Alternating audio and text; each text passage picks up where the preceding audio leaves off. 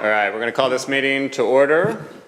Welcome, everyone, and I think we'll start with the roll call. Scott Wagner, Here. Joanne Lawson, Here. and John Carpenter. Here. Next, we will move, this is our inaugural meeting with the new committee set up here, and because of that, we're going to move to the election of a chairperson and a vice chairperson. So we'll be looking for a motion in that regard. I make a motion. I nominate John Carpenter as our chair. I second that motion. All right, any discussion? No, seeing none, let's call the vote. Joanne Lawson, Yes. Scott Wagner, Aye. John Carpenter. Yes, Motion carries. very good. Sorry, John. Very good. Look forward to the job. All right, so our next step, and bear with us, like I said, we're a newly formed committee in this regard, so appreciate everybody's patience this evening. The first thing we're going to do is anybody who is wishing to testify. I'm sorry, John. We'll do a sorry. vice chair as well. We've got to elect the vice chair. Yes, we sir. do. Yes, well we said. do. Well put. We'll be looking for a motion to elect a vice chair. Sir. Yes, since she arrived on time, I nominate Joanne Lawson. I'll second that nomination. And any discussion? Seeing none, let's do a roll call. Scott Wagner, Aye. John Carpenter. Yes. And Joanne Lawson. Yes. Motion carries. Very good. Next, we'll move to anybody who wishes to testify this evening. We're going to swear you in. So what you'll need to do at this time is stand and raise your right hand, and we are going to do an official swearing in. So anybody who wishes to testify this evening. Thank you. And I swear to tell the truth, the whole truth, and nothing but the truth, so help me God. Is that a affirmative? Very good. You're all sworn in. Wonderful. And first case that we'll be doing this evening is case number 23-101, and I'll be looking for a staff report. Yes, Chairman, I would like to add this staff report as part of the official record. It will be added to the official record. Alrighty. This is a variance request to allow for a lot to be deeper than the Land Development Code allows. So this is the property that's in question. Currently, the property is nearly 34 acres, zone agricultural, unplatted, and has access from Plattsburgh Road. This property falls under the urban services tier of the 2008 Clay County Comprehensive Plan and is within a mile of the Kearney city limits. The proposal is to subdivide this lot into two lots. The lot in the yellow meets the land development code requirements. The lot in green, or that teal looking color, is a lot that requires the variance. The proposal is to have a lot, which is the green lot, have a road frontage total of 395.3 feet of road frontage. The maximum depth of a lot with that amount of road frontage would be 1,581.2 feet. This proposal exceeds the maximum depth by 369 feet, 369.85 feet. If this variance was to be approved, there would be additional public meetings, including, as of right now, the Planning and Zoning and County Commission. The variance requested is the section 151-8.4A, which deals with the width to depth ratio. It states that the width to depth ratio of any lot shall not exceed the 1:4. This request would be for a width to depth ratio of 1 to 4.9. As with all of our variance requests, we look at our land development code variance approval criteria. The full criteria is attached to the staff reports we sent out, and what's on the screen right now is just summaries of each of the criteria. Each of these criteria must be met, and the burden of proof is on the applicant to show that this criteria has been met. The first criteria states that the requested variance arises from conditions that are unique to the property, not ordinarily found in the same zoning district, and not a result of the owner's intentional actions. Granting the variance will not be contrary to public interest or adversely affect the rights of adjacent property owners, constitutes a practical difficulty upon the property owner, and not affect the public health, safety, or general welfare, nor destroy the intent of the comprehensive plan. This is going to be the surrounding area. The subject parcel is what's highlighted there in red. In the northwest there, you're going to see that gray shaded area. That's going to be city limits of Kearney. And then along that there is I-35. And on the west side, you can see A Highway. Just kind of give you guys an idea where this is located. Staff currently has not received any opposition leading up to this meeting. We do our standard public notice requirements with our variance cases, which include publishing it in the newspaper, posting a sign on site, sending certified letters to property owners within 1,000 feet. In this case, we sent a total of 18. The applicant has also provided a letter addressing the variance criteria and the exhibit of the proposal, and those are also attached to your staff reports. Staff would be happy to answer any questions that commissioners may have, and the applicant is present with their own presentation. Very good. Questions? Sir? Thank you, Mr. Chairman. Could you give me an idea as to, I guess, the magic of the 1-to-4 ratio? And as it seems that the main or primary issue is the change in that ratio, I was just trying to understand if there was anything of relevance as far as if we were to grant a variance to that ratio, is there an issue that we should be aware of with that? So a width to depth ratio is pretty common for jurisdictions to have. It's generally 1-to-3, 1-to-4, somewhere in that range. The width requirement has a lot to do with limiting the number of accesses off county and state roads that could become hazards.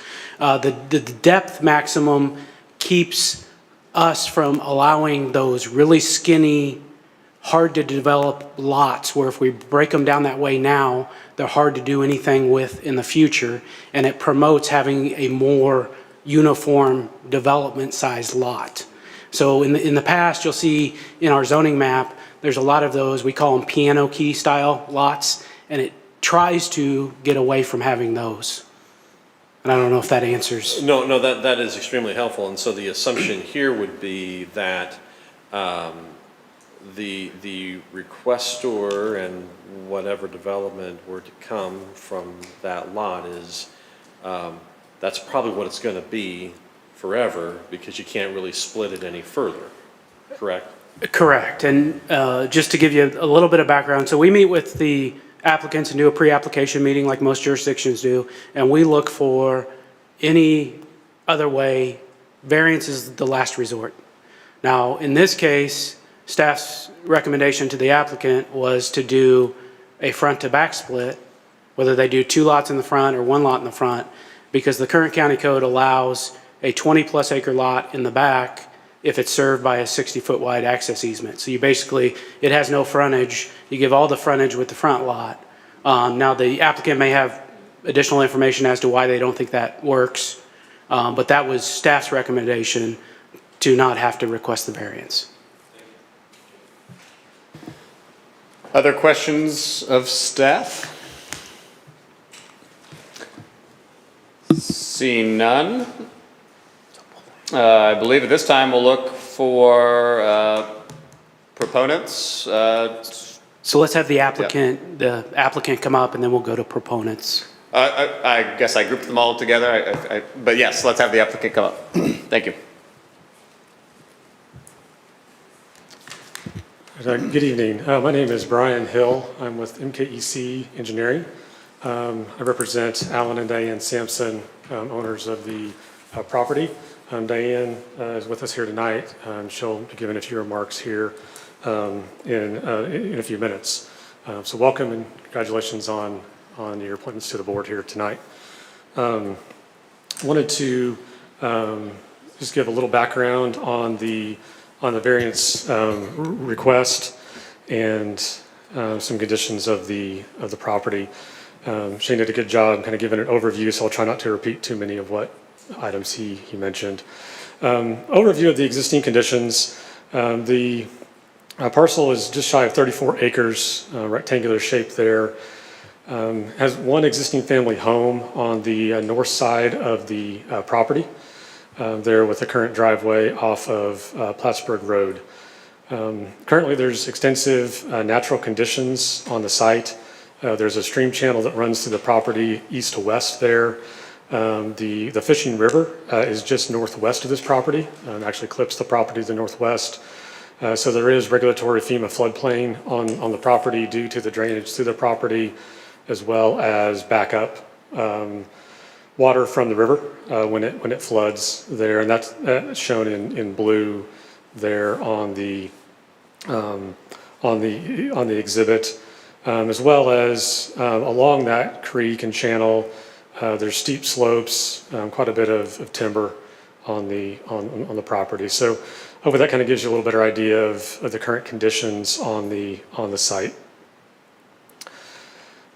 The proposed plan, as Shane mentioned, is a two-lot subdivision that's shown here in orange. There will be a lot on the northeast corner of the property that would accommodate the existing home that is there now. The lot one on this plan would accommodate the remaining portion of the property. A new home, if I can point here, there we go. So the existing home is located here. This will be a 5-acre lot to meet county code. New home will be approximately located in this area of the property, like I said, with the remaining portion of the lot being for that new single-family residential home. As mentioned with the depth ratio, this lot provides a 1 to 4.9 width to depth ratio, with the county required minimum being 1.4. A couple of considerations here with that width to depth ratio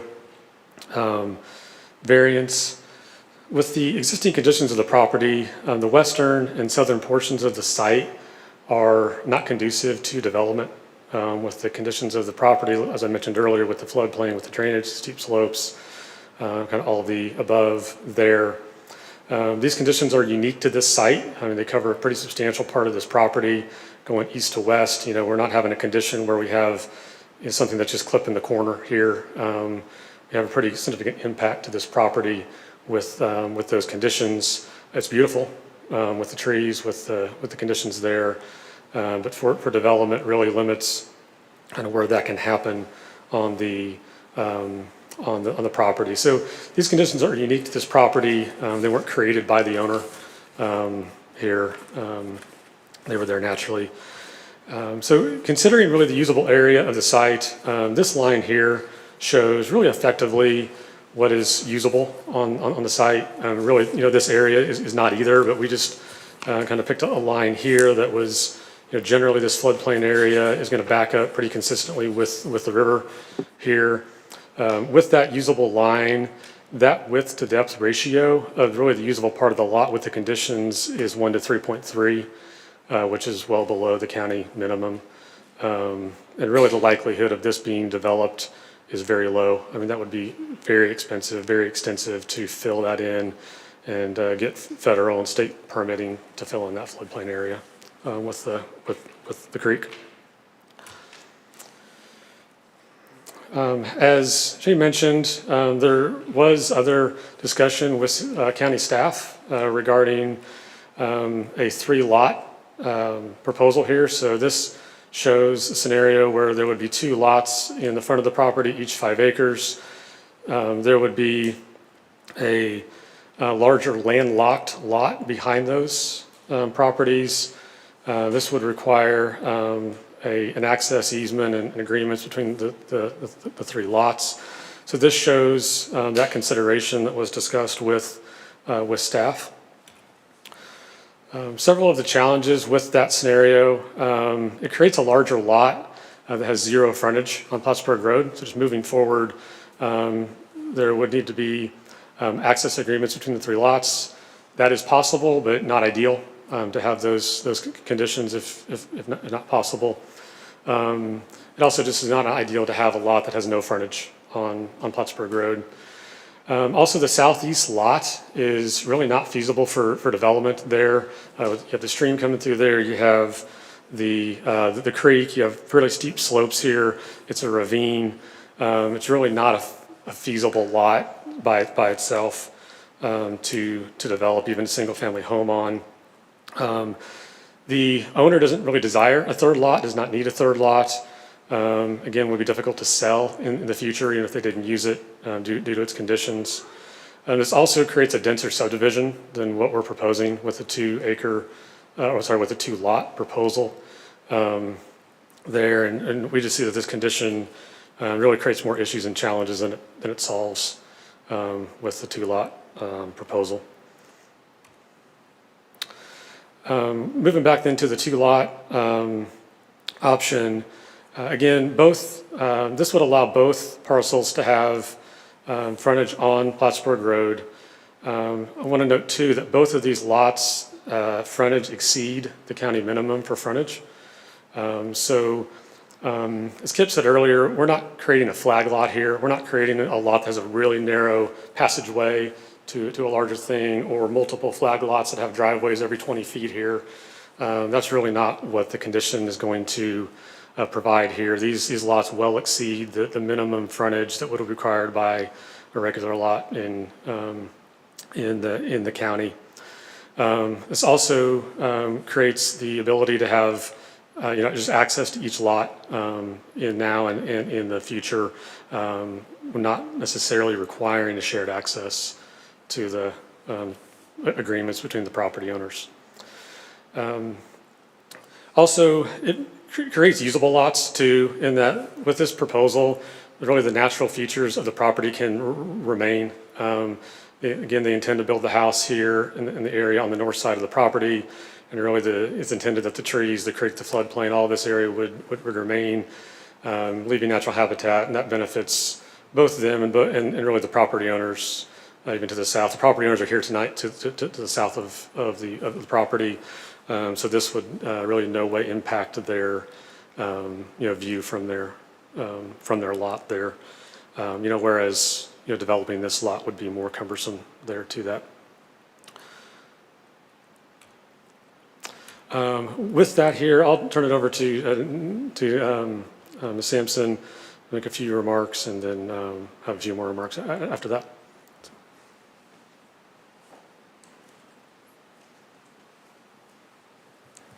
Hi, I'm Diane Sampson.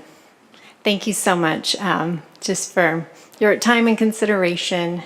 First of all, my husband, Alan, couldn't be here tonight because he's out of town working, but he was sorry he couldn't be here. But we're just thrilled and grateful to have the opportunity to build a beautiful dream home on this property. And I grew up on Plattsburgh Road, just south of this property, maybe a quarter or a half a mile just south of here. So for me, I just really enjoy the memories and the childhood memories of coming back. And just to the north of this property was the old Timber Trails camp, if you're familiar with that. And I went to camp there and had swimming lessons there and that sort of thing. So we plan to build a home. I don't know if you're familiar with the private gardens development out there, but with something consistent on the upper end of what is in private gardens. And as Brian said, our ultimate desire is to preserve the beauty of the property. And that back area that's floodplain right now, it's just mowed for hay, and that's how we would just keep it. So the farmer to the south mows it and uses the hay to feed his cattle. That works great. We would never develop anything on that as it was. So this will be the first time I'll actually move back out into the country since I left Plattsburgh Road for college in 1988. And so building here on this property just kind of feels like coming home for me. So thank you. And if you have any questions, I'll let Brian answer any technical questions or anything else you might have for me. Yeah, no, thank you very much. Do either of you have questions for either folks who've testified? I've got one probably for Brian. I have a few more comments. Oh, yeah, Real please. quick here, and then I'm happy to answer any questions. Would you like to go ahead and offer the comments now, yeah? Yes, Go ahead. if I could here, kind of go through, just wanted to go through some of the variance conditions too that you're considering tonight, and give a few his comments on that. Shane went through those here earlier. But really, condition A, just to kind of reiterate what we talked about earlier, these conditions are unique to this subject property. They're natural, and they were not a result of the intentional action of the owner. The owner didn't go out here and change something to create these conditions. So just wanted to highlight that. Then really this is not in really contrary to the public interest or does not affect any of the rights of adjacent property owners or residences. We feel like the proposal for the two-lot subdivision maintaining the natural features of the site is a better condition for the community, for the neighbors, than the potential three-lot solution that was discussed with the county staff. Third one, just a strict application provisions of the variance, practical difficulty of the property, cannot be used for permitted uses in conflict with development standards. Really the strict application would require that three-lot option. And again, we just feel like the two-lot is a better condition, really for the community, for the county, for the Sampsons, for neighbors, really everyone involved with the property or adjacent to it. The drawbacks of the plan have been addressed here, I think, previously. And then condition D, really adversely affecting the public health, safety, general welfare, and also regarding the comprehensive plan.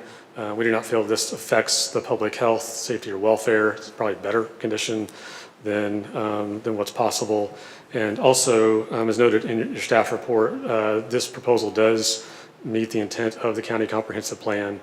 So we are not in violation of what would be projected for this property or the best use of this property. We're fully in compliance with that. So I just wanted to highlight a few of those things, and I'll be happy to answer questions. Thank you. Yeah, I mean, to grant the variance, obviously the, A through D there, we've got to find, affirmatively on all of those. I think B and D are easier to do that on. A and C are the, two more challenging ones. And on A, you basically laid out that because it's a floodplain, that western portion is on, can't be developed. And that, what you showed us on the map is the FEMA designated floodplain area, I assume. That is correct. That is a regulated FEMA floodplain there. And even as the stream channel goes through the property, I mean, there is still, drainage coming through here, not flooding per se, but just, there's going to be some high water coming through this area as well, even though it's not designated as a floodplain. I think you have two things here. You have the water that's coming here, and this creek extends quite a way south. There's a fair amount of watershed coming to the property. And then you also have the fishing river, which is right here. In fact, you can see the river, and that also then backs up into this area. So it's kind of getting runoff and water from both sides. Okay. And so I just had a couple of clarifications. One, you mentioned it would be hard to get permitted. I know that insurance would be reluctant to allow structures to be built in a floodplain, but in terms of that permits would be denied, who would deny permits to build within the floodplain? Sure. There'll be several layers to that. Number one, FEMA would be involved in that. You'd have to go through either a letter of map revision or a letter of map revision based on fill to get approval. You'd have to prove that you were not impacting any adjacent property owners with any rise in water surface elevation by putting that fill in there. Because you'd have to raise the land to get it out of the floodplain. So there'd be the FEMA aspect to that. There would also then be state of Missouri permits that would go along with that FEMA approval with their Department of Natural Resources. Then you'd also have county floodplain permits that would go along with that. So there'd be several layers. It's a pretty complex process. Takes anywhere from 6 months to a year to do that. And then there'd be pretty substantial, even if you could prove that you weren't having an impact, there'd be substantial cost to that fill to that area. And it's a really the Sampsons want to maintain that area. There's a steep slope and bluff here and here that kind of create this bowl.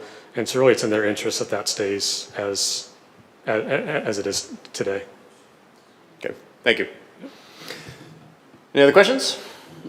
All right, thank you, sir. All right, thank you very much. And if staff agrees, I think we'll be looking for opposition testimony at this time. Let's ask for any other proponents in case there are And some. any other proponents wishing to testify as proponents this evening? Seeing none? Anybody wishing to testify in opposition to the proposed variance this evening? All right. Seeing none? Well, this would be the time for rebuttal. So I don't think we'll have that since we didn't have any opposition testimony, and so I'll turn it back to staff. So I think the only thing I would add is on the fourth criteria, it talks about the intent of the comprehensive plan being destroyed. I think if the board feels the other criteria have been met, staff doesn't have concern that this variance request would destroy the intent of the comp plan. But other than that, we'd be happy to answer any questions the board members have.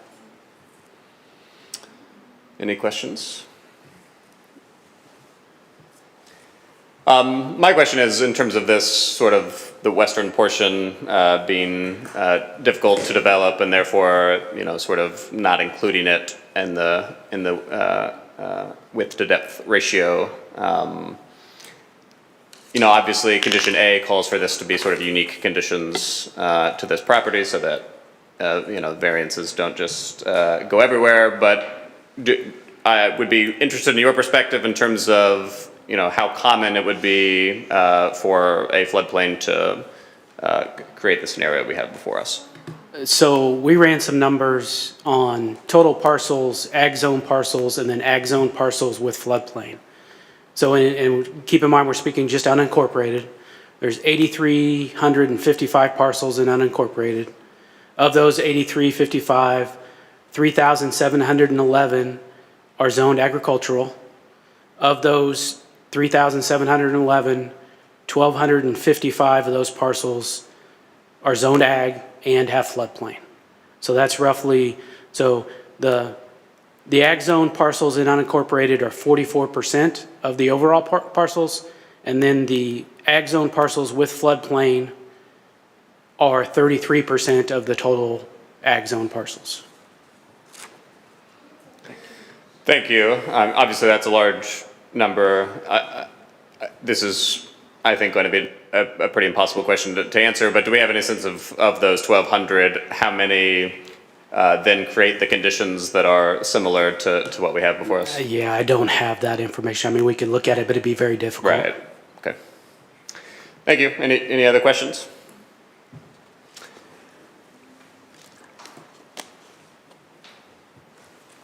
Well, if staff agrees, I think it's time to ask for a motion. I'll move to approve the variance. And we would be looking for a second. A second. Okay, and any discussion at this time on the motion?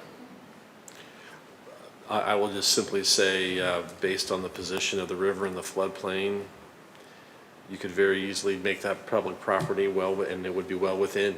Not that I'm saying we should do so, just so don't look at me that way. Yeah. But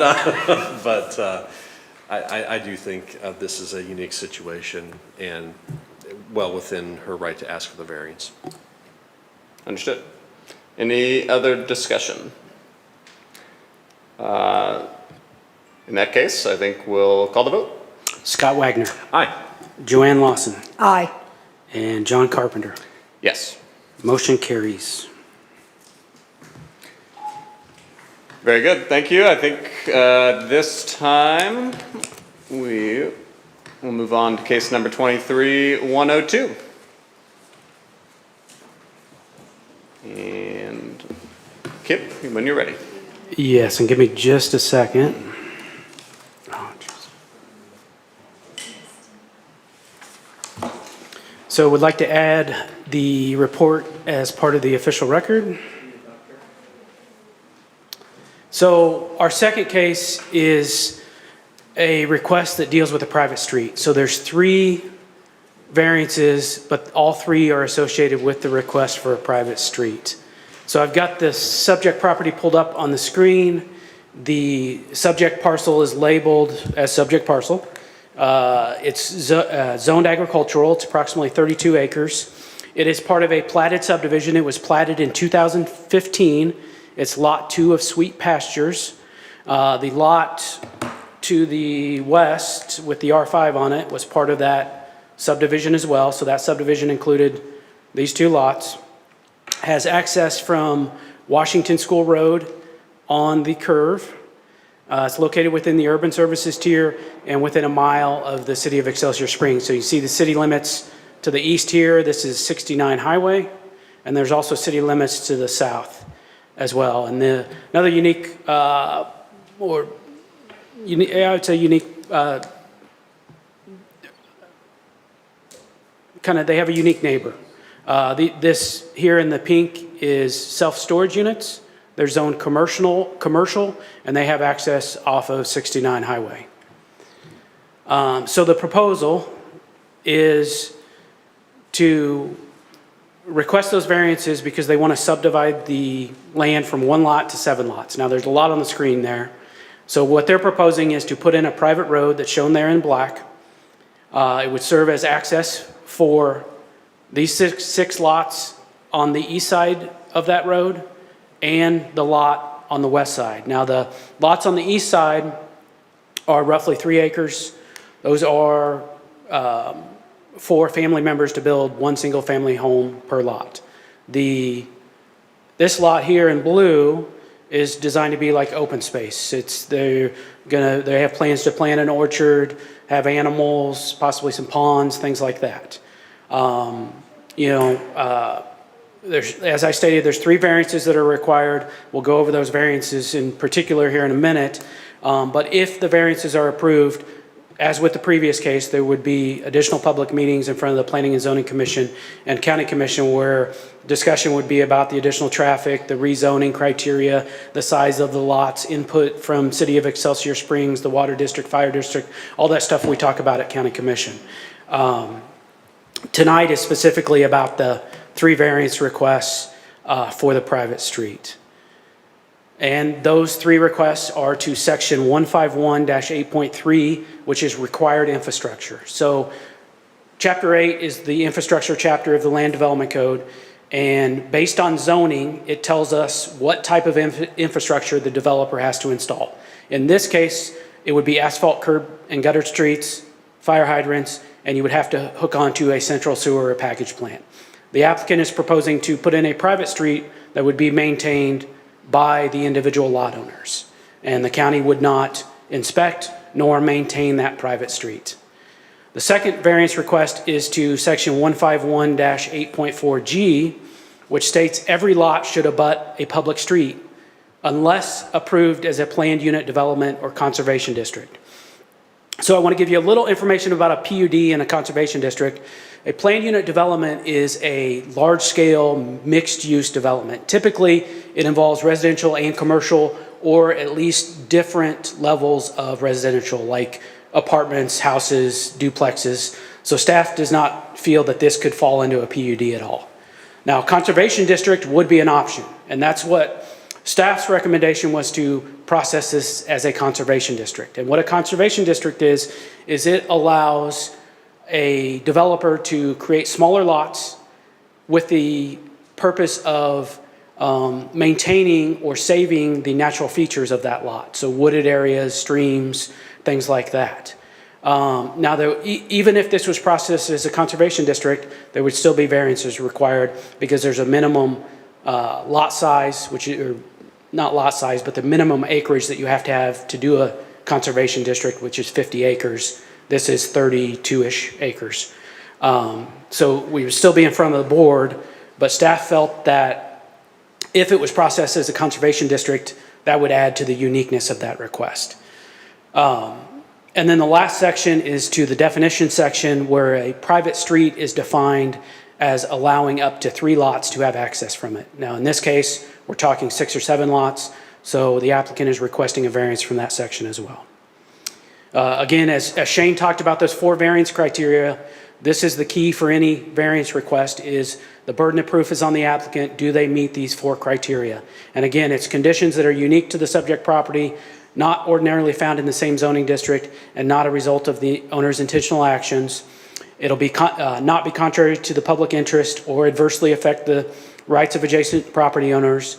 In addition, the applicant should show that it constitutes a practical difficulty on them and not affect the public health, safety, or general welfare, or destroy the intent of the comp plan.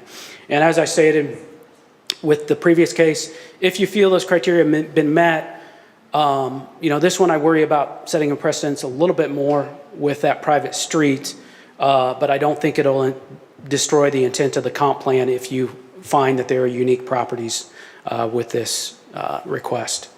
Here's the subject property with the red dot on it. You can see, again, Excelsior Springs in the gray.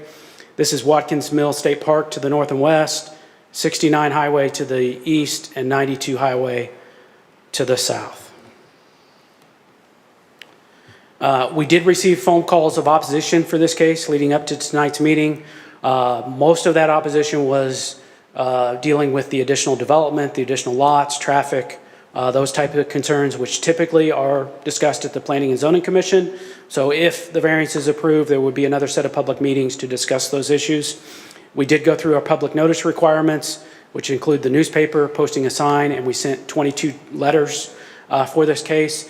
And the applicant has provided a letter addressing those criteria and several site plans and additional documents, which include the water district letter and driveway permit. And again, some of that stuff is planning and zoning discussion items rather than BZA.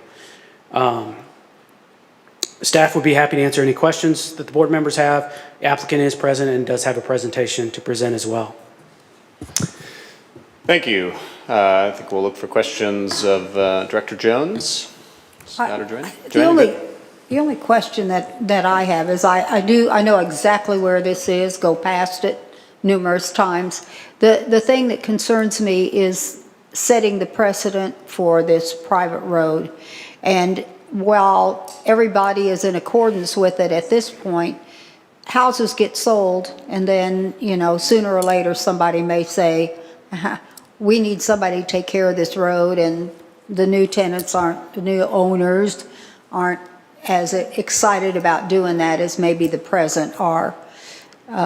I don't know. Have you run into this ever before? So I am aware of 2 roads that are private in unincorporated Clay. And my understanding of those 2 is it had to do with development years ago, that the developer did not construct the road to county standards, so the county never accepted them into the system.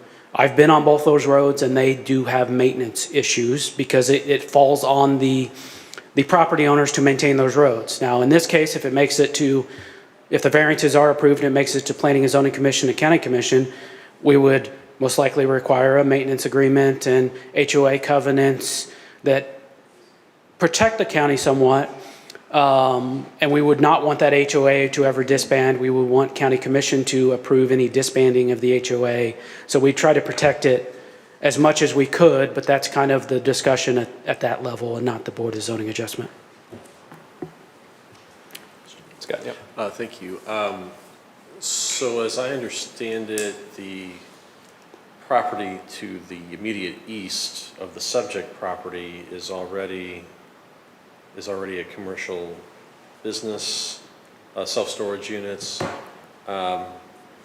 This may seem like an unrelated question, but do you know how many units are in that facility?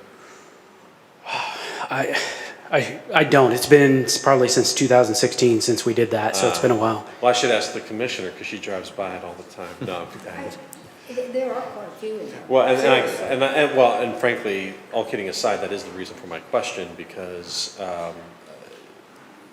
if an issue is related to current traffic or potential traffic, then you've already got traffic generators there, and I'm just trying to understand incrementally that concern, and maybe I can ask someone who has that concern, but just wondered if you had any comment related to that. Well, I would say that the storage units have access from 69 Highway.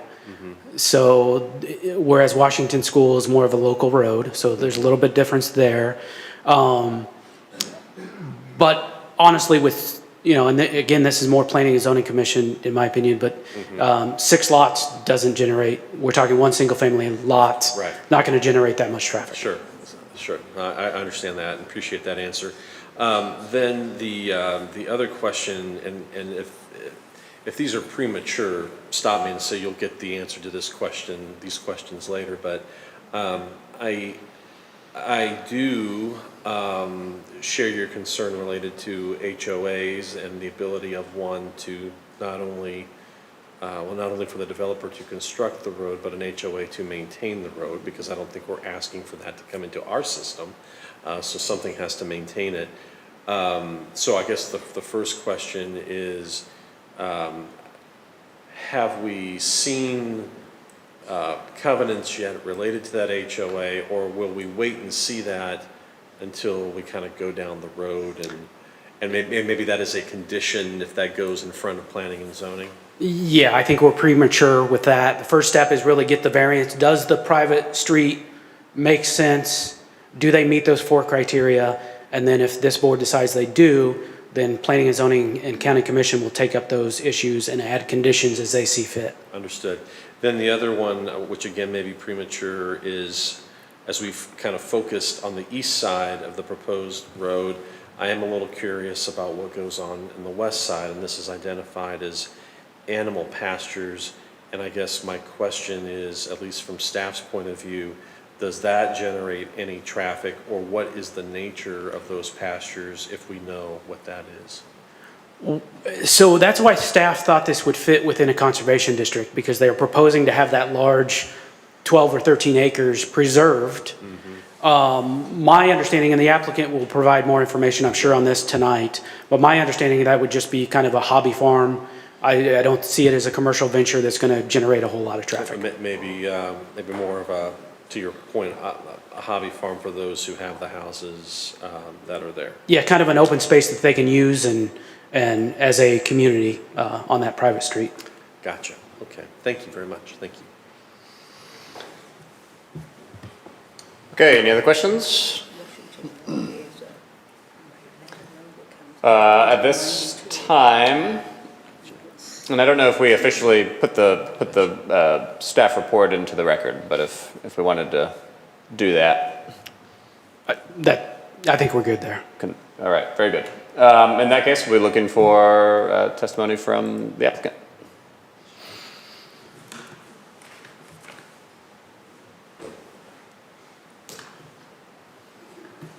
You can either use that or... Good evening. Good evening. I bought this lot last July, and And could we get her to state her name? yes, Yes, please, yes. I am. Sorry. Okay, I am Lily Cook Bateman, and with me I have my husband, Rand Bateman, my son, Orlando Bateman. We are all interested with what you're going to say tonight. Okay, so. So when I bought it, it was to be. Oh, I've not changed it.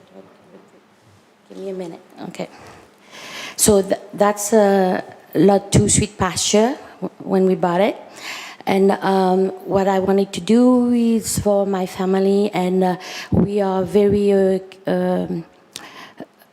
careful, but also we do not want to go and do things that are going to upset neighbors or county or cities.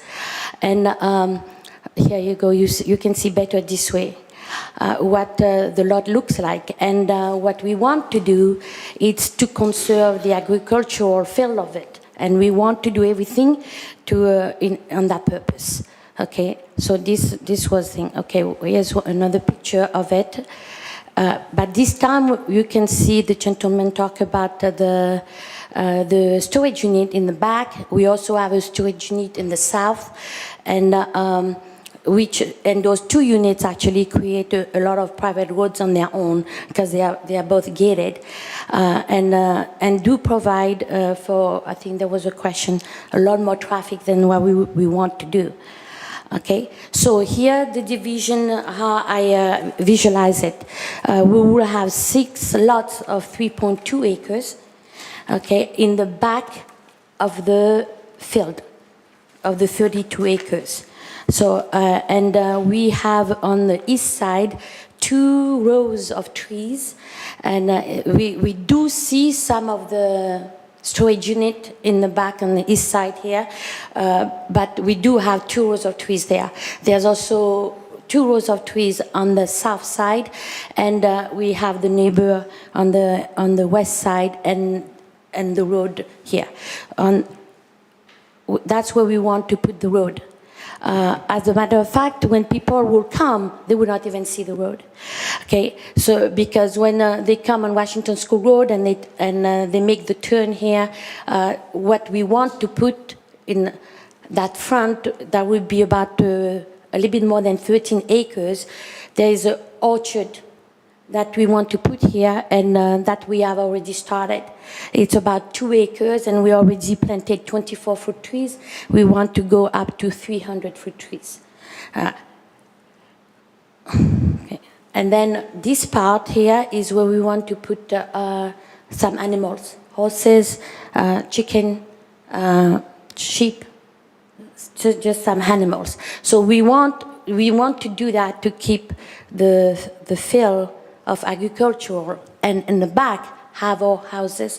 And we have 1 house per 3.2 acres. So those are kind of larger piece of properties. And I'll show you in other slides that in the same area there are houses that are put on 3.2 acres, and there are some who are even on 1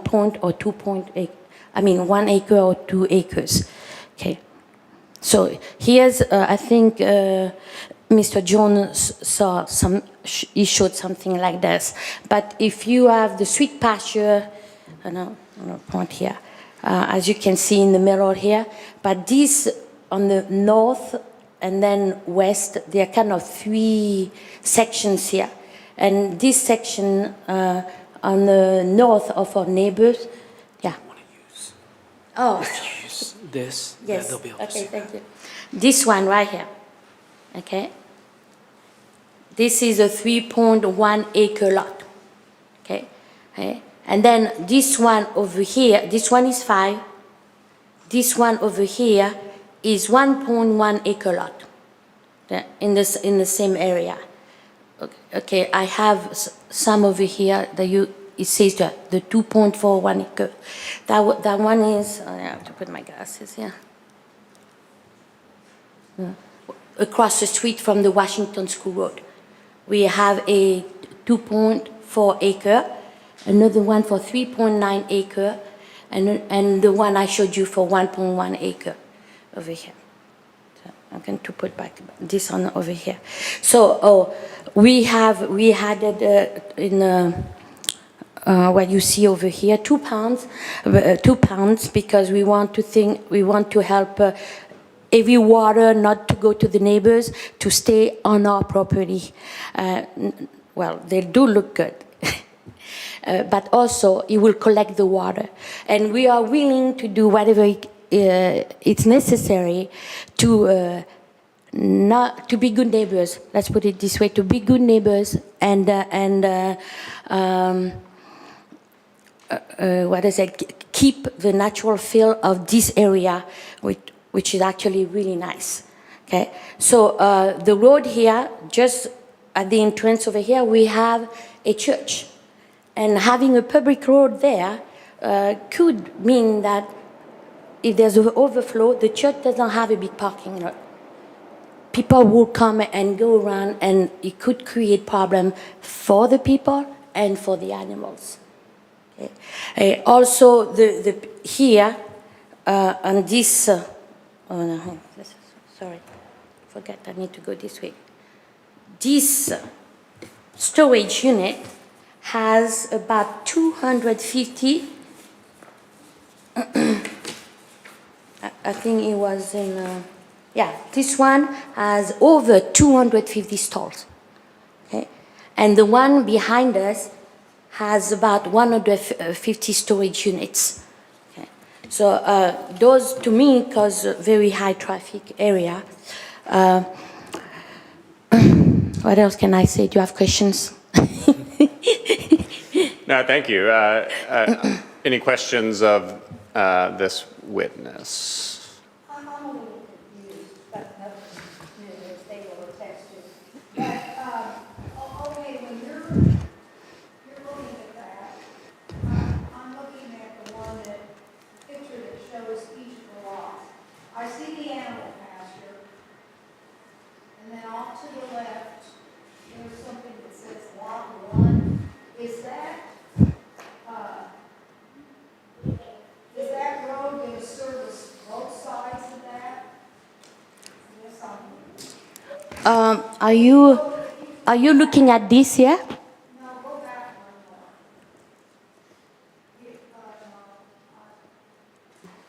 It's this one. Maybe this was on your proposal. Yeah, so let me, okay. let me. Yeah. It's okay. The possibility to put two roads. Sorry. Because the variance will not be approved for 6 houses on one road. But that, we don't want to do that, and we'll waste of land. There, that's the one. Yeah. Okay. I'll go back one, if you had it. There. Okay, I see all the lots on that side, and I see the pasture on that side. Then to the left, Yes. between the pasture and Washington Road, what is that? Oh, All the that's roads the there. neighbor. Is that yeah. another subdivision? No, that's our neighbor. It belongs to the same sweet pasture, but it was divided, as Mr. Jones said, in 2015. So you'll just have the one road. Just that one road. Washington, and then go in the length of the property. Yes. So I think I might help a little bit here. So everything outlined in yellow is Miss Bateman's property. Anything outside the yellow is somebody else's property, and it would just be one road to access all the lots, with the animals on one side, the buildable lots on the east side. Okay, I'm with you. Now, I'm okay. Scott? Thank you. So I'm trying to think about this parcel for the future, right? Because my experience is always we make decisions that fit today, and then 5 or 10 or 20 years down the road, something happens. So as I look at the lots that you have lined out here, 1 through 6, is it correct to say that these would be split out and various family members are taking? It's all my husband and my children. Okay, so what provision have you made both in terms for the construction and maintenance of the road? And what happens if a member of the family decides to sell their property? Okay, for the road, we want to take full responsibility. We do it, we take care of it, and we keep it good. And I do have a son here. We talk about it if you want to hear his testimony. And they all agreed. We are going to have a HOA where we're going to put some of the rules will be maintaining the road. Okay, so we want to be sure that the county will not come and reproach anything. Okay, and for your second question, you said that what about if they want to sell? Okay, in that HOA, it comes first to the other people. It's how can I say that? Like a first right of refusal? Yes. Yeah. First priority will be to each of the other children or the parents. I see. On the road, so what sort of standard is there? And I guess what I'm asking is, do you have an engineer or someone who says, this is how the road's going to be built, this is its capacity, this is its... Well, I talked about this with Mr. Jones, and I did tell him that we will do the road that is required. And I think he gave me some measurements, but I don't remember right now. Okay. But it will be according to when you the requirements when you do to build a road. Gotcha. Okay, that's what we want to do. Gotcha. Okay. And with fire hydrants. Okay. Okay. I'll stop there for the moment. Thank you. Very good. Just Yeah, one Jen. last thing, Yeah. and I apologize if I missed this. Will the road be gravel, blacktop? Will it be comprised of? No, we want to do an asphalt road. Okay. The thing is that when we start to be the division and the building, it may not be asphalt road right away, but it's the asphalt road that is going to be there. Can we have some kind of a time frame? I appreciate that because Yeah. you don't want to do the asphalt road and then have all these heavy construction cars or trucks driving over it and ruining it. But is there a time frame when you can say within 6 months or 7 months or whatever it's going to be that you will have that as a blacktop road? Okay. As my children and I, we have not talked about this exactly about the time frame because some of them are not building their houses right now. Okay, some of us are going to build right away. Okay, and but if we do need, if the condition is you have to build the road right away, we will go with that. Director Jones, I saw you wanted to... Yeah, and I just want to make sure I'm being clear, is if the variance is approved, the county's kind of, we can give Ms. Bateman, the county specs of how it should be built, but the county's not going to inspect it or make sure it's constructed to those standards. Now, I suppose that Planning and Zoning Commission, County Commission, we could try to put some conditions on it, but this variance is basically saying you don't have to meet those standards. Oh. Thank you. All right, I think at this time we'll look for other people who wish to testify in favor of My husband would like to say a word. Very, very good. Whoever wants to come up first.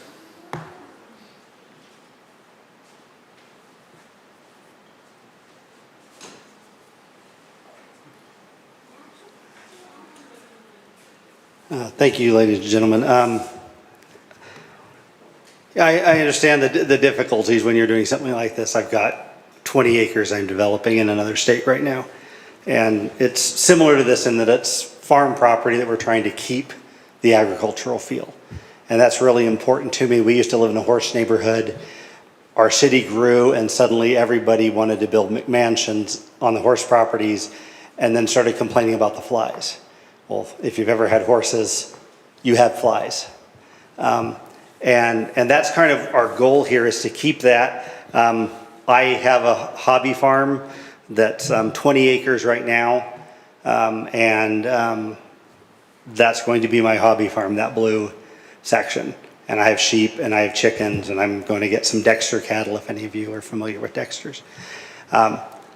So just a nice small, I want to keep a rural environment. I want my grandkids to grow up with animals. where they're in contact with them, because I think there's nothing that helps keep you humble than mucking a barn. But the nice thing, I think, with the way we've set this up is you will not even see the houses from the road.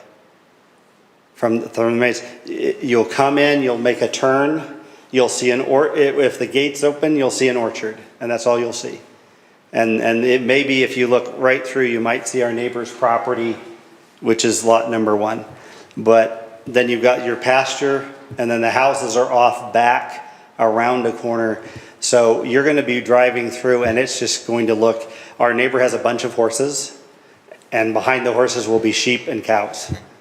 And so it's going to keep that rural feel, but it lets it set up where my grandkids can feed the chickens and milk the cows and chase my neurotic sheep around.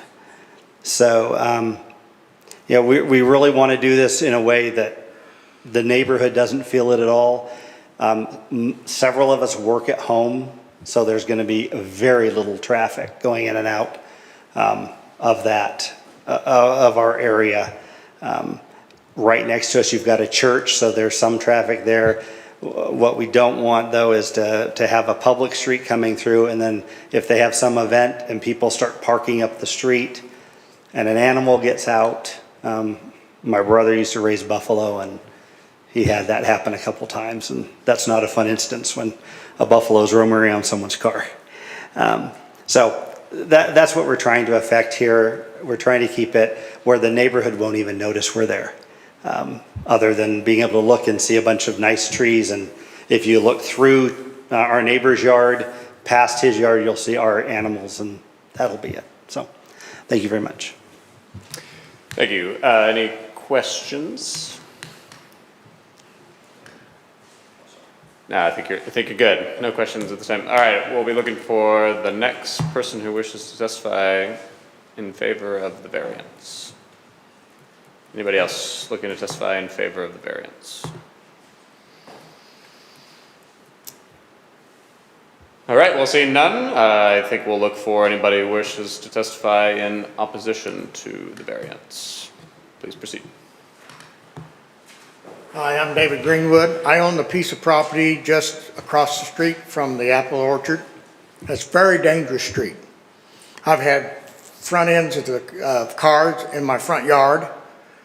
There's been a couple of wrecks. I've been hit almost a couple of times. I had to go to the post office and get a permission to move the mailbox up on the curve because people fly around that corner and they're on the wrong side of the road. And you know, it's a county road, there's no marking.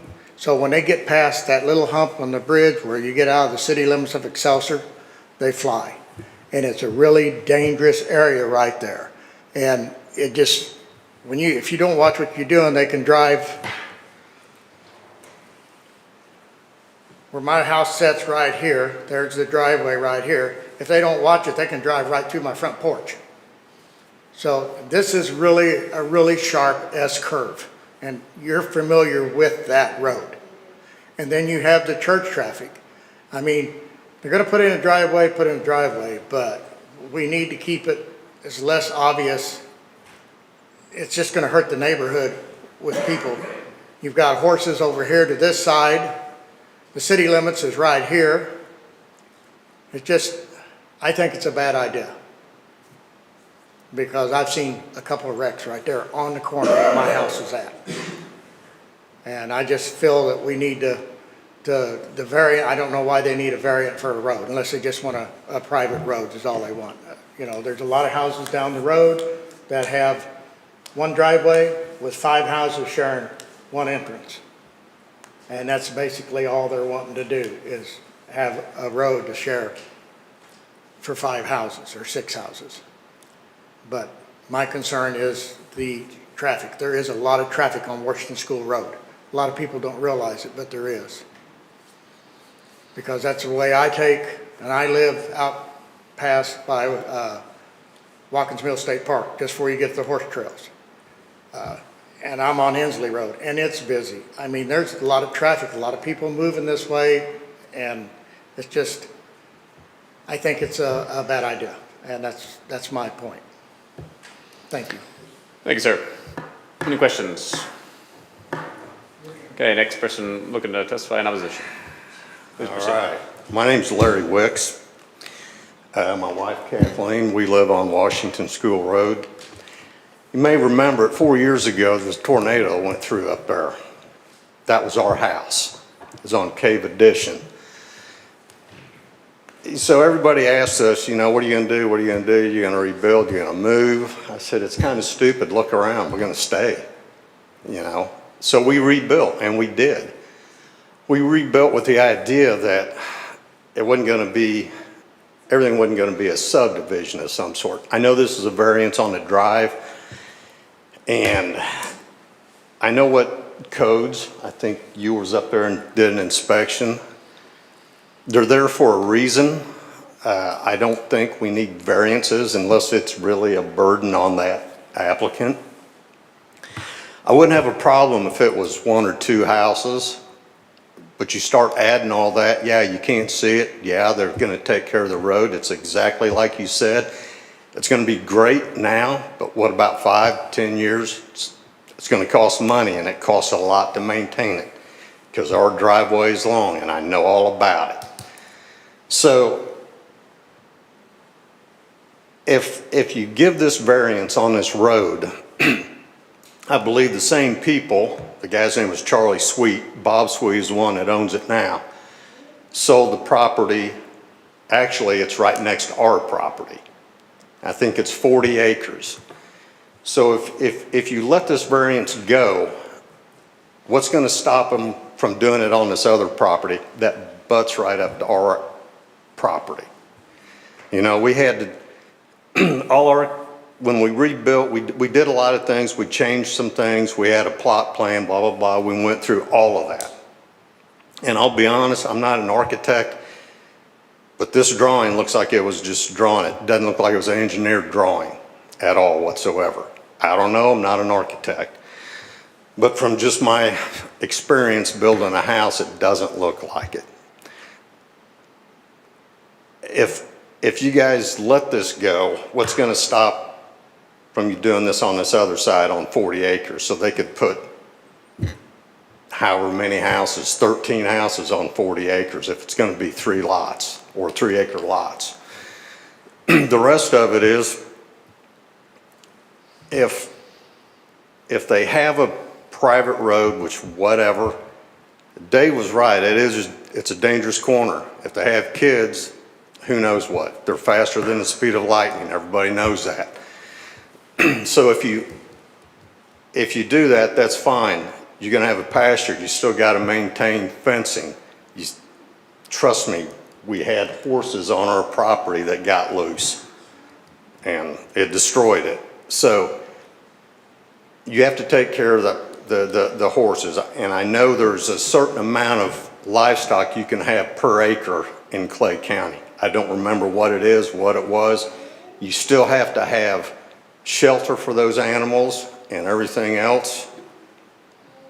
And I don't mind it, I get it. You wanna have a rural life, a rural area. I'm definitely against the 6 houses. I think it's ridiculous. You have 1 or 2 on it, it's fine. I have a hard time wrapping my head around this. In your letter, I believe it said that was sent out that such a request will be in non-compliance of the county code of requirements. Believe me, I don't understand all this, but the little bit, it seems like a waste of time if they're not doing things in order. I mean, I would think that before they even did this, they would have had everything in order, be it an engineered drawing, come to you guys with a engineered plan, a proper plan. I'm computer illiterate, so she does all of it, but ours is Cave Addition. I think she had the property wrong. I think seems like our tax bill is always 9 acres plus or minus, and we've paid that for 22 years. So with the houses, if it's going to be a private drive, then obviously there's going to be private septic systems, right? We upgraded ours because it was grandfathered in because it was entirely too close to the property line. Once again, it costs money. So with that said, they're going to have obviously runoff. It's got to be a drip irrigation system such as ours if it doesn't perk for a pond. And if I'm not mistaken, I think the lot size might be marginal for a pond and placement on it. There's going to have to be water lines run.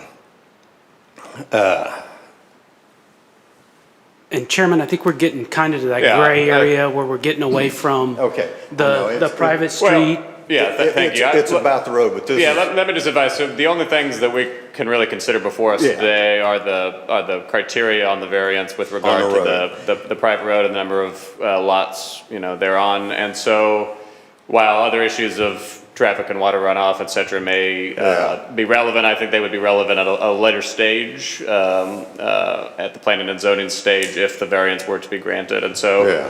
appreciate all those concerns, but if we can do our best to stick to those. stay on the road. Thank you. Okay, I Yeah. get it. So if the road's put in, and my major concern, and I know everybody else has got their own separate ones, because we're not right there, is if you let this go through, what's going to keep the next person from doing it next to us?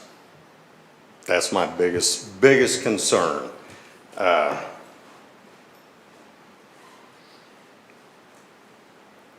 I guess that's about it. Understood, thank you. All right. Any questions for this witness, Attorney Scott? Thank you. I've got one more question. Well, if we could, let's let anybody else who wants to go first, and then we can always come back for a second.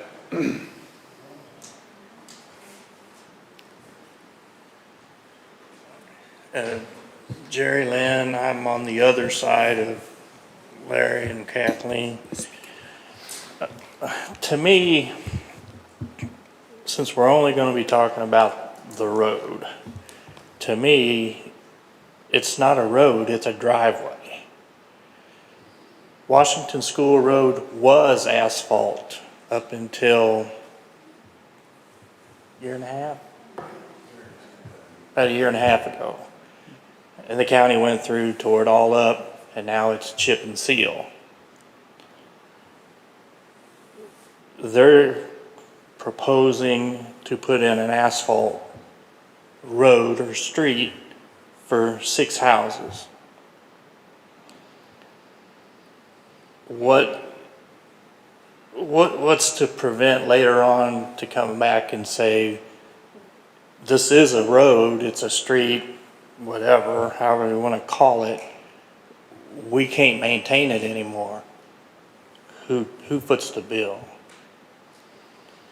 The other thing, and I've lived this already once, you build 6 houses on a piece of ground for family members only. Son gets his house, daughter gets their house, so on and so on. Son decides he's going to get married because he's tired of living by himself. So they get married happily ever after for a couple of years, and then she doesn't want to live with the in-laws anymore. So they went out of the house. The rest of the family has to decide who's going to buy that lot, or you're going to have somebody you don't even know living in your front yard. Long story short, they ended up hawking half of the farm to purchase that piece of ground to keep it in the family. Are these people willing to do that? And again, Chairman, I think we're getting away from, But it's a point because it comes back to but this it road. has nothing to do with the variance request tonight, It has to in do my with that opinion. road. Well, and so let's keep the comments to the criteria and the private street, I am. please. I feel I am. Okay. Thank you. Any other, I appreciate your remarks. Any other additional remarks? Well, no, not at this time. It sounds like it's pretty much cut and dry. We're only here for one purpose, and that's is it a street or a driveway? in my opinion, it's a driveway. That's all they're looking for at this point. They want to call it a street. Technically, it's a driveway. Understood. Thank you. Appreciate it. Any questions for this witness? Scott? All right, we'll be looking for the next witness in opposition. Yeah, if you've got a question, please come to the mic and introduce yourself and proceed. Yeah, my name's David Clark. I live at the north section of this corner.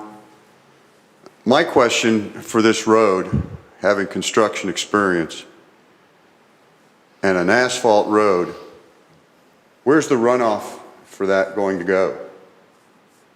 In your statement earlier, you talked about hooking up the sewers. There are none. Where will that runoff go to? And Chair, I can address that if you'd like me to. I'll direct it to you, yes.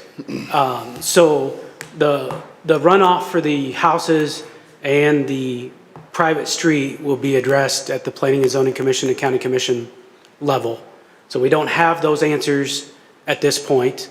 Again, tonight is about, should that private street be allowed? If it is allowed, then there would be additional public meetings, which would include the rezoning, the plating, which are going to include possible stormwater plans, you know, the engineering plans that the other gentleman talked about. But that is premature at this point because typically the way our process works is we want to make sure, does this make sense in this area? Will they get the variance before we go through all that detailed engineering work? So that's to be discussed at a later date. Okay, just to throw into that basket, who's going to maintain this section between their private road and 92 for that increased traffic? Yeah, I mean, I don't have the answer to that question. If Director Jones, you wish to address it. Because it's not asphalt, it's going to wear away quickly. So if I know it's in your basket that you're talking about, but those are my concerns. So if this variance is approved, then that discussion will be had at Planning and Zoning. Obviously, the county maintains the county portion of the road. The city maintains, or I'm assuming they maintain the portion that's within city limits. And then the staff and the Planning and Zoning Commission and County Commission would do their best to put conditions on the private street so the county is never responsible for maintaining it. But that would only happen if the variance is approved, and that would be discussion at the Planning and Zoning and County Commission. Just so those questions are on record. Thank you. Thank you. Any questions for this witness? Seeing none, next person wishing to testify in opposition to the variance this evening. Go ahead, sure. I would like the county to put a automobile monitor on that road to see how much traffic's on that road. That's something we need to look at first before we even grant the variance, because that has a lot to do with in a curve. And I know you all have the capability of doing that, to count how many automobiles run on that road a day in 24 hours. That's one request I would like to see done. Thank you. Questions? Looks like we might have. Not to the gentleman, Yeah, but I'll go ahead. throw it back to your comments sparked a question of, you're welcome to stand there. You probably can't answer this, but I'm going to ask it. Because your comments suggest not only roads are sometimes not so much an issue of the amount of traffic, but where egress is located and where cars come in and out of, and the analysis of that. Because you could have not a lot of traffic on a road, but if a car comes out at the wrong time because of what may be a blind spot, right, that causes an issue. And I guess I'll ask a question that I may already know the answer to. We probably don't know that at this stage, but at a later stage, that would be analyzed? So, Yeah. yes and no. So we did reach out to the Highway Department for some initial comments on this. They came back this week and said that the location where the gate is located, where the driveway permit has been issued, is an acceptable location for a private street. Now, they will also, if this makes it to Planning and Zoning Commission, we'll do a full review. They'll be looped into that process as well, and they'll look at it again. But if they deem at that point that it's not acceptable, then that would kill this proposal. Got it, thank you. Other questions? Seeing none, anybody else wishing to testify in opposition to the proposal? Anybody else wishing to testify in opposition to the proposal? Right.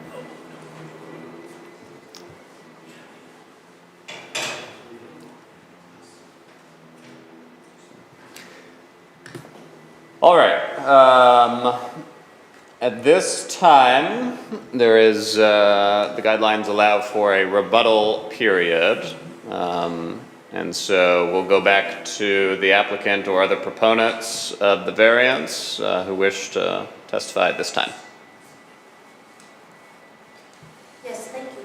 Please proceed. like And if you could, when you come up for a second time, go ahead and say your name again. Yes, Thank you. I'm Nelly Kirkbapen, and we are talking about our request for the variance. And I want to say to these ladies and gentlemen here that their concern now are my concerns. Because, as I said, we want to do things where everybody will be happy. Everybody.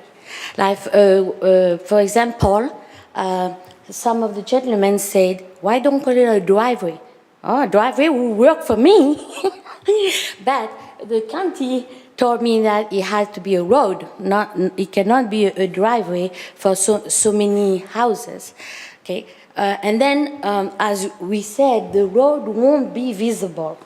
Okay, the only thing you will see here will be the gate, no? Because when you enter here, and you can see it even now that we have not done anything or we have not done much with it, it's the orchard and trees. Okay, we are very concerned about that, and we are not going to put a piece of road just in the middle or like this. We want the road to be on the side, and it will be behind the church.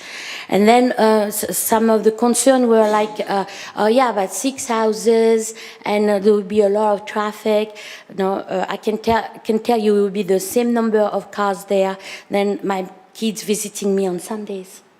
Okay, so and one gentleman was very concerned about the speed of people driving on that road, and actually I have been a witness of that, where people came and drove kind of very fast on this. But here where we are, okay, and we have taken care of that piece that is outside our fence already, and we want to do even better.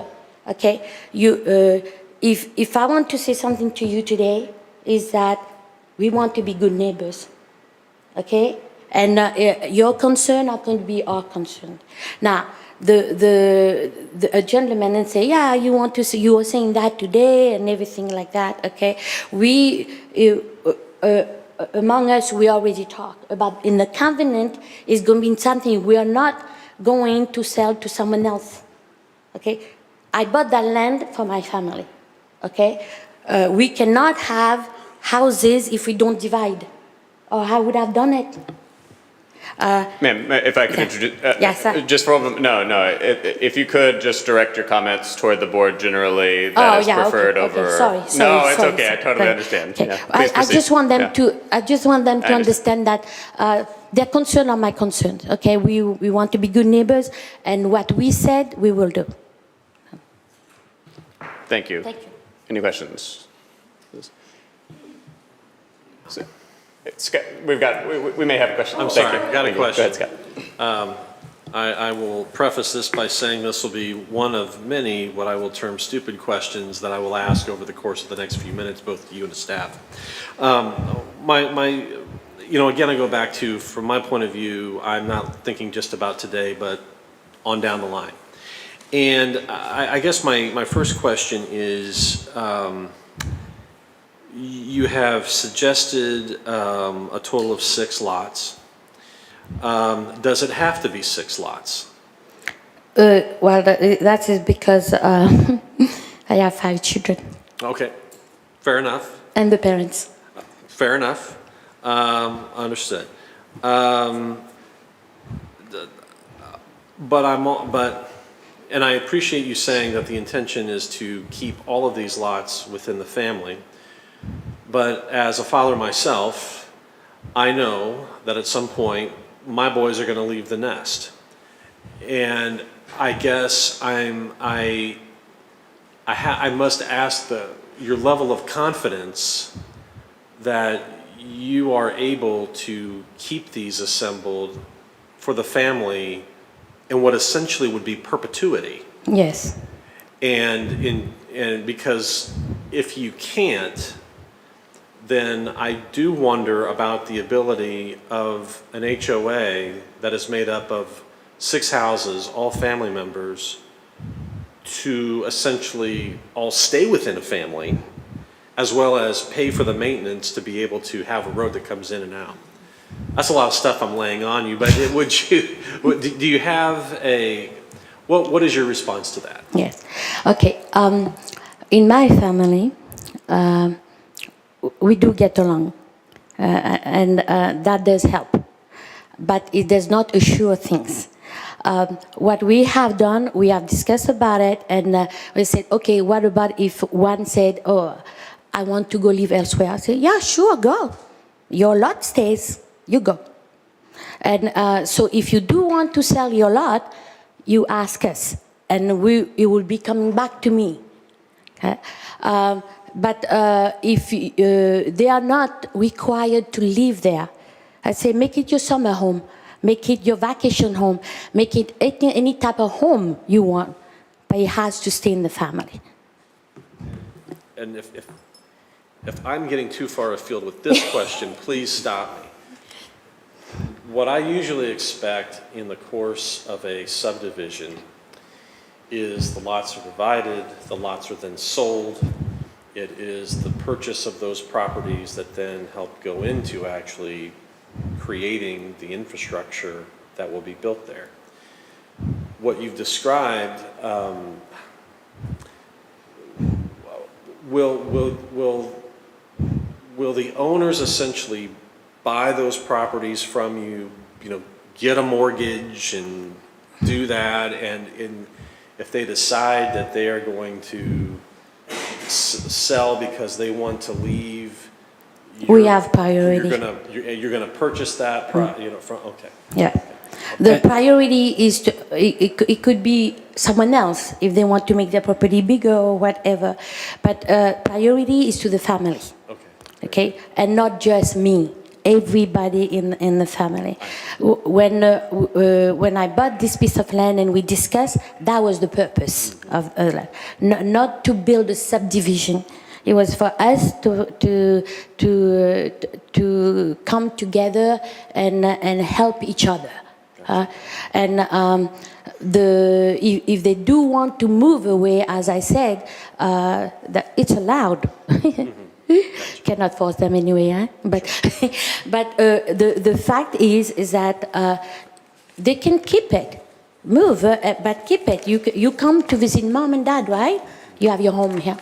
Gotcha. Okay. You want to come send the kids for summer vacation. You have your home here. You can move away, but you keep your home. Gotcha. Thank you. Okay. And if I can address that just a bit. So again, yes, that's probably planning and zoning level stuff. Really, so there will be a plat if this moves forward. The county's going to make sure that those lots are subdivided. We're going to treat that road just like a public road, other than it's not going to be maintained by the county, but they would be platted lots, and it would be no different than a normal, what we consider a subdivision. But again, tonight really is about, has the applicant shown that they meet those 4 criteria to be allowed for that private road? I knew I was going. We'll get you back on track. Very fair. All right, other questions? Anybody else on the proponent side wishing to testify? Seeing none, at this time, we will now have an opportunity for folks opposed to the variance to offer any of their final remarks at this time. please proceed. And remember to introduce yourself again. I don't think they really realize how expensive it's gonna be If to you- maintain it. if you could just David introduce yourself. Greenwood, Thank David you. Greenwood, Thank you. thank you. My driveway's 2/10 of a mile long, okay? And at $500 and some for 30 tons of gravel, and it takes about 4 dump truck loads of gravel. They don't realize how much work goes into maintaining, even whether it's a driveway or a private street, whether it's asphalt. I just had to have a bunch of asphalt tore out of mine that I have to have repaired because I had a water line that runs right up in the middle of my driveway. They don't realize how much expense that is, and it's a big expense. And just to put a street in instead of just saying, hey, we want a driveway. You know, put in a driveway, gravel it, and be done with it. If you want to asphalt it, that's your privilege. I asphalted part of mine to keep some of the dust down. I understand that. They want to keep the dust down, but it's going to cost them a lot of money to asphalt. It's a big expense. And you still have the church entrance right here on the corner. You know, you got 2 of them coming out there. You know where the church sits, and they put gates up and they swing their gates open. So you still have that little hazard there, so. Thank you. Thank you. Anybody else wishing to offer any final remarks in opposition? Jerry Lynn again. It's just a quick question. This street towards the end of like around lot 5 and lot 6, is that close to the floodplain? I don't have Director that Mills. information tonight. I don't know. That would be part of the review at the next level. All right. Thanks, sir. Anybody else wishing to testify in opposition, please proceed. Hi, I'm Kathleen Wicks, the rebuild of the tornado. Okay, when we went to rebuild, took us almost 3 years to get through all the things that we requested. And one of them was to move our drive, because our drive is 1/3 of a mile long. We pay taxes on 9 acres. Now, if it's different, we would probably like to know that and get our money back. But we asked for our drive to be moved to the south side of our property because it took over 3.5 hours for our property to perk for the new septic system. We couldn't get that. Not sure why, but we could not get our drive moved. So why is there a variance for this and we couldn't get our variance when we have been there for 20 years? That's my question. And I understand this is about a road going in, but the concerns of they're gonna take care of this property and this and that. There's a tree down on Washington School Road from the last storm that went through from their property that we have had to pick up. The tree, it's this big around, is in the ditch. And it's right on this turn where people drive 40 miles an hour. So again, there's 5 of us. We ride our bike, we walk dogs. You can't walk on that turn because of their rubbish that's in this ditch and the speed that people drive. So we've got concerns of taking care of it. So how are we going to take care of a road? Thank you. Any questions? Seeing none. Anybody else wishing to testify in opposition? All right, seeing none, at this point, fellow board members, if you've got questions of the proponents, the opponents, or of staff, this would be a good time to inquire. Scott. Thank you. Just to staff, and I appreciate you trying to keep everybody on the straight and narrow as far as what is it that we are considering this evening. So I want to make sure that I'm on point with this. We've talked a lot about it's about the road, but what is, as I understand it, what is about the road is you can have something for up to 3 homes. The question that is before us is, do you wish to extend it further to accommodate the 6? Is that a fair statement? So there are 3 requests in front of you. So you can see the last one is the one you're talking about, where the definition says a private road is allowed, well, the definition of private street says up to 3, but the code also says you can only approve a private street if it's within a PUD or conservation district, which this is not. So we're requesting a variance to the definition section because we're going more than 3 lots. A variance request, the applicant is requesting the variance from that. The applicant is requesting a variance from 8.4G, which says you should abut a public street, which they're proposing not to, and to the infrastructure requirements, which requires a county-maintained, approved asphalt curb and guttered road. So those are the 3 requests that have the 4 criteria that basically say unique to the subject property, shouldn't adversely affect the neighbors, and those criteria we discussed earlier. So second question then, as it relates to the criteria, suggests that, that the conditions that are unique to the subject property, not a result of the owner's intentional action.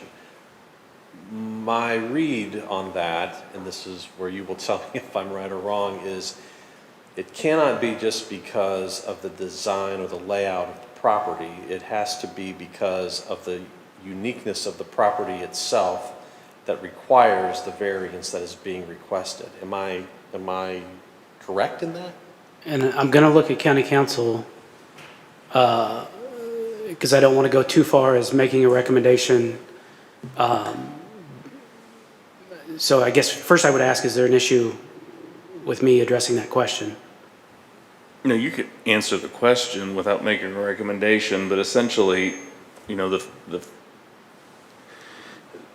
when Kip and I discussed this particular case, we said this should be separate motions, because if the first motion fails, it makes the other ones moot. But even if you approve having the first 2 variances, you might do the third one separately, because you say, I don't mind a private street, I don't mind that you have your own infrastructure, you don't have the county infrastructure, but we're not going to approve more than 3 lots for another variance. Well, and I understand that. I'm just trying to be cognizant of these 4 criteria that now I'm setting against each of those variance requests, and to fully understand this, the first one about uniqueness and the result of the owner's intentional action. So what does that mean? So I would say, yes, there needs to be something unique to the subject property that's not ordinarily found in the same zoning district. So this is ag zone property that's 32 acres. Our current standard for ag zone property is to be 20 plus acres, but there's ag zone property that's as little as 1 acre throughout the county. So if you approve these variances, you should find that there's something unique that doesn't ordinarily occur in that zoning district, and that's not a result of that owner's intentional action. If you feel the applicant has addressed that, then the variance should be approved. If you don't think that's been addressed tonight, then it shouldn't be approved. Okay. And then last question for you is, because we've talked about driveways and whatnot, and whether this is or not, and I understand that. So, again, maybe I'm going into someone else's meeting and asking this question, but could one simply make this a driveway with required easements on the other lots to then not have to ask for the variance that's being requested tonight concerning the 3-lot access? So currently, to be served by a 60-foot access easement, the code would require that each of those lots be 20 acres. So they could ask, I suppose, for a variance from that section. But it'd still be a variance. It'd still be a variance, it would still be in front of the board. Other options would be to put in a county road, and we wouldn't need these variances. And then it would just go to Planning and Zoning Commission, County Commission. Right. So that's an option. Very well. Thank you very much. Thank you. Any other questions, again, for proponents, opponents, or of staff?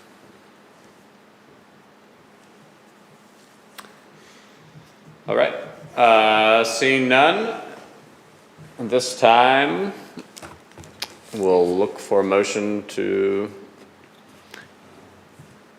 dispose of the request for the variance. And Chairman, if I may, so we have 3 variances. If we can start with, Let's start with 8.3, yeah? yes, please. Looking for a motion on 8.3.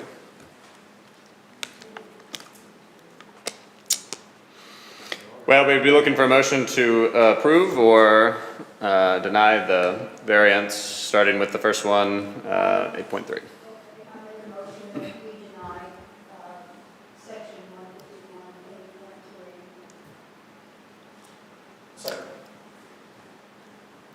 Motion's been made and seconded. Please, well, any discussion?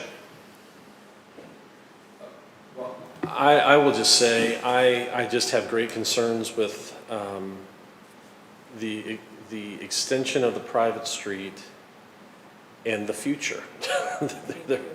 There just comes a point, and this may not happen here, but I've seen the experience in my last elected office where 10 years down the road, 20 years down the road, there is an expectation, when everybody's moved away, when everybody's gone, when there are new people, there's an expectation of a higher level of service. And I think it invites some issues, especially with the number of lots that are being requested here tonight. I understand, I get it. But I'm thinking years after I'm gone. And that's how I have to look at it, so I apologize. But Thank that's you. how I gotta look at it, yeah. Any other discussion? All right, motion's been made and seconded. Please call the roll. Joanne Lawson. No. Or you want an aye because you, Yeah, so just make sure I'm not screwing this up, Andy, but the motion, just to make it clear, the motion was to deny, so a yes vote would be to approve the motion. Correct. A no vote would be to not agree with the motion. Okay, yes. Scott Wagner aye. and John Carpenter. Yes. Motion carries. And so given that the first one has failed, do we even need to hold a vote on the additional 2 variance requests? I would think we would still go and vote on all 3, correct, Andy? Well, I certainly think on the second one, because you could still have a variance to do the public street, it just wouldn't, the infrastructure variance just wouldn't apply to it. Very good. In that case, I'll look for a motion on 151.84. I make a motion that we deny 151-8 4G. Second.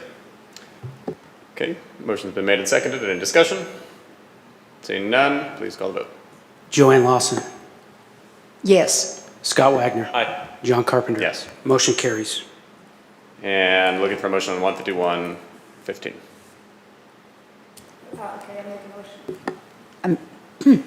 I make a motion, we deny the third, section 151-15. Second. Motion's been made and seconded. Any discussion? Seeing none, please call the vote.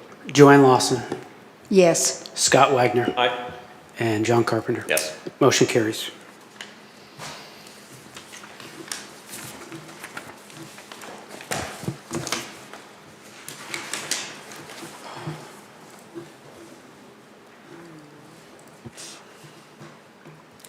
At this time, I'll be looking for other business or comments from Director Jones. So just a couple comments. Best news all night. We won't have a meeting next month.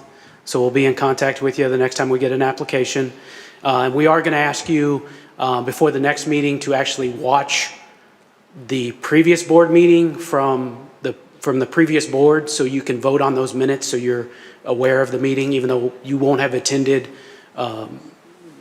Mr. Rothman and I discussed that, and so we're going to ask you, we'll send you the link to that video, ask you to watch it, and then we'll vote on tonight's minutes and that month's minutes at the next meeting, and we'll just let you know when that next meeting, and I appreciate you being on the board and serving, and it was a good first meeting, so thank you.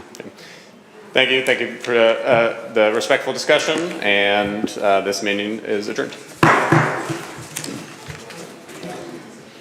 Thank you. Shouldn't there be bathroom breaks? Shouldn't there be bathroom breaks? Goes after lunch. Yeah. That's For sure. because people